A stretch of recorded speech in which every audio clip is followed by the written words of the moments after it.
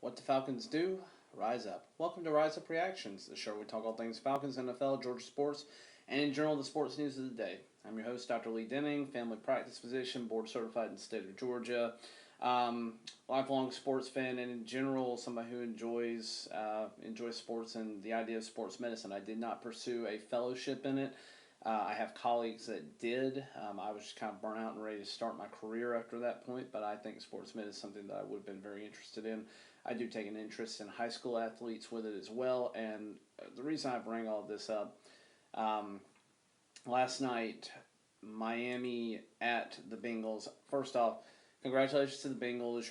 Your all white uniforms were amazing to see. I loved it. You guys played really well. And now you're 2-2 back in the race for the AFC North. Kudos, congratulations to the Bengals. Well played game overall after you beat them 27-15. It was a close game up until the thing that I want to talk about today, which is the injury to Tua Tagovailoa.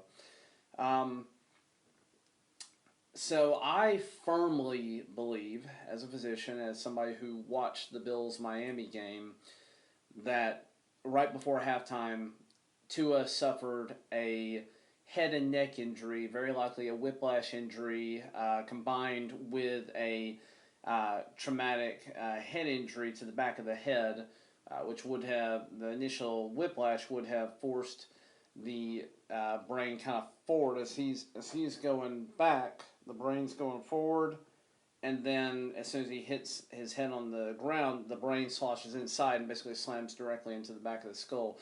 It was very obvious to me, and again, you can debate it all you want, but it was very obvious as somebody who has been on the field for sports in the past, as somebody who knows what to look for, even if it's to a lesser degree than my sports med brethren. He was grabbing at his head. He didn't lose consciousness, but he was stumbling, and he had trouble getting off the field, had to come off. I thought he was done for the half. I have no clue how he came back into that game. I felt like something was really sketchy there. Now, I have him in fantasy, so I wasn't necessarily upset from that perspective, but yeah, there was a lot of sketchy crap with him coming back into that game. Now, the NFL is priding itself on the safety measures it's taking, and certainly they're better than they were in years past and decades past.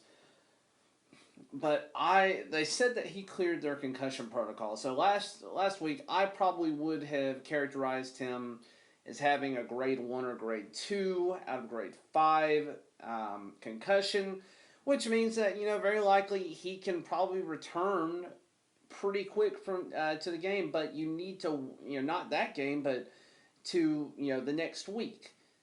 The problem with this is he showed some pretty obvious signs of issues, didn't the rest of the game, it looked fine, but then he had a short week going into a Thursday night football game. And if you want to talk about bullshit from the NFL about safety, let's talk about Thursday night football. There are guys that play Sunday afternoon, Sunday evening, and then have to turn around and play literally 3.5 days later, 4 days later, whatever you want to call it, on Thursday night. There is no safety involved in that.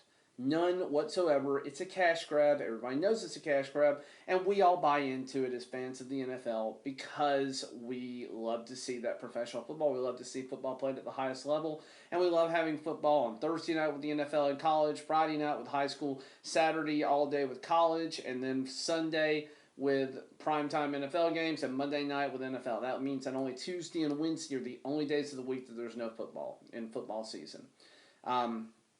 I would do away with Thursday night football if they really had any intention to talk about player safety.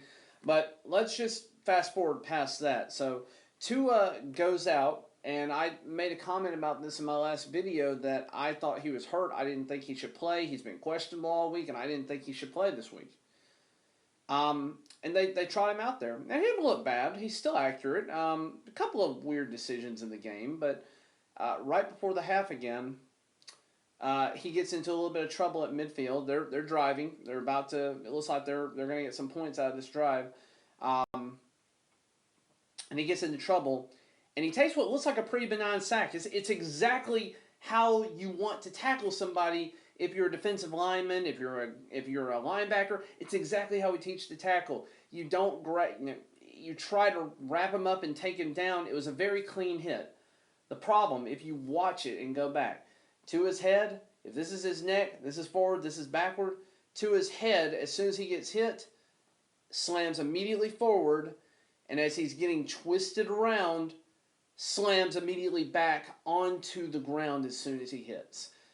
And instantaneously, you can see what's called fencing, or the other name is posturing, happening with him, which is a severe neurologic sign where basically your brain has experienced a traumatic brain injury, sends thousands, hundreds of thousands of millions of electrical impulses throughout the body, telling the muscles to tense up and causing everything to just contort.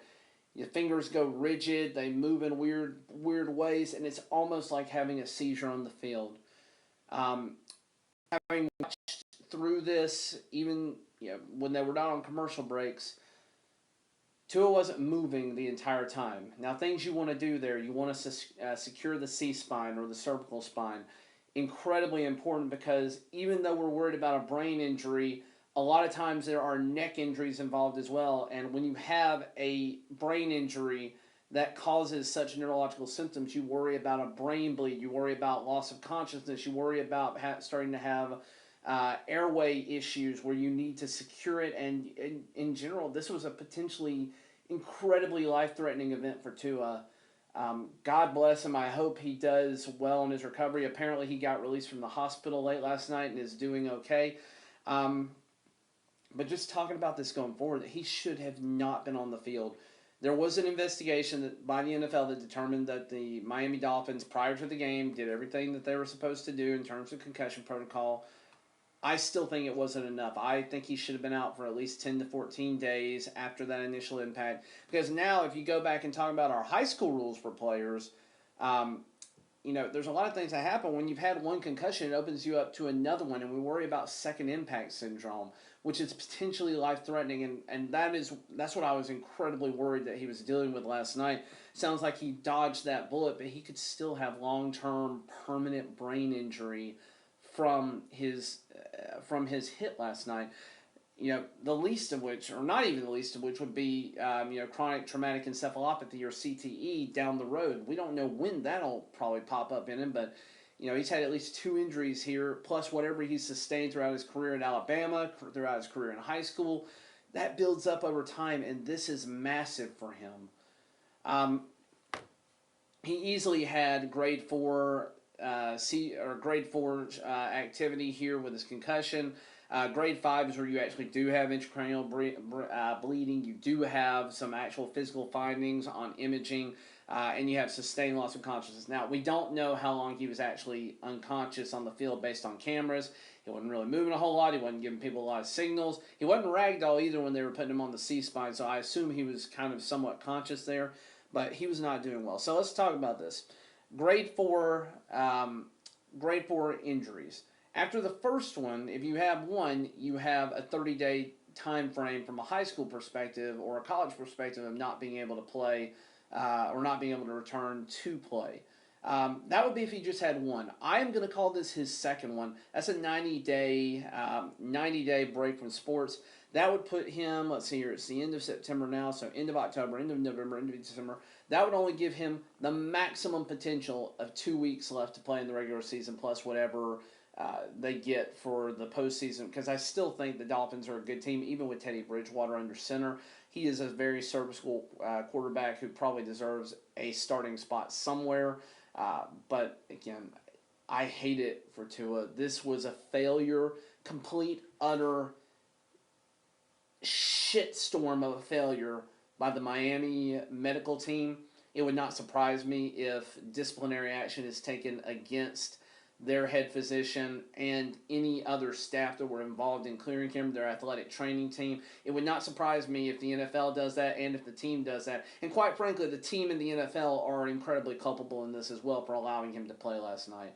They only care about money. They don't care about player safety. It's a complete and utter joke. God, Tua, I hope you get better soon, man. I hope this doesn't end your career. I hope you are able to continue doing what you love, but nobody's going to blame you if you call it quits after this. Your life is more important than this game. I know we all love it. That's the reason that this vlog exists. It's not worth Tua's life. It's not worth any player's life. And I'm incredibly disappointed by the NFL, by the Miami Dolphins, by the medical staff. I'm incredibly disappointed by the situation last night. It's just proof that the NFL has a long way to go in terms of concussion protocol. There's a lot of old school guys that are going to say, it's just part of it. You took a hit. We just called that getting rung in the day. That's fine. You know what? All well and good. We used to give Xanax like it was candy to people as well. We found out that that's a really crap idea. We used to give Norco to people like it was candy. We found out that's a really bad idea. So the things that we did back in the day are not always the good things to do. Giving antibiotics for every little sniffles, guess what? That builds up antibiotic resistance to things. Oh, but I got better with a Z-Pack back in the day. Well, yeah, you would have gotten better had you received the Z-Pack or not. We just gave you something that almost worked like a placebo, but hurt you in the long run by basically knocking out something that we could give you later down the line for an actual illness. So just because things were done in the day or were accepted in the day does not mean that they were correct medically, socially, anything that you want to put behind that doesn't mean that it was right. God, again, I'm getting on a tangent here because that's just something that really frustrates me from a medical standpoint. But Tua, we wish you well. I think all your fans from Alabama, I'm not one of them, but I still wish you well. I hope you recover from this. And hopefully this is a step going forward for the NFL, for all of the teams, to really reevaluate their concussion protocol and really reevaluate their safety protocol for putting players back on the field. Again, guys, thanks for watching. Thanks for tolerating my rant here. I really hate that I had to make this video. I guess I didn't have to, but I just felt like I needed to as a physician who does see kids that are dealing with sports injuries, and I have to make that call whether they can go play the big game or the state championship in their life. I do have to make that call from time to time. And it's a hard call to make because they want to play and you want them to, but at the same time, my number one job and the number one jobs of these doctors at Miami was to keep Tua safe. And for me, it's to keep my players and my patients safe, regardless of what the social circumstances are around it. That's all I got for today. Let me know what you think about this down in the comments below. I would love to hear about it.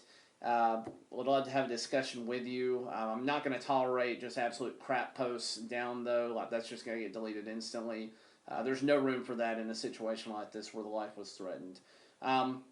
Again, guys, thanks for watching. Let's get ready for Sunday football coming up here and try to enjoy it as best we can. Until next time, rise up.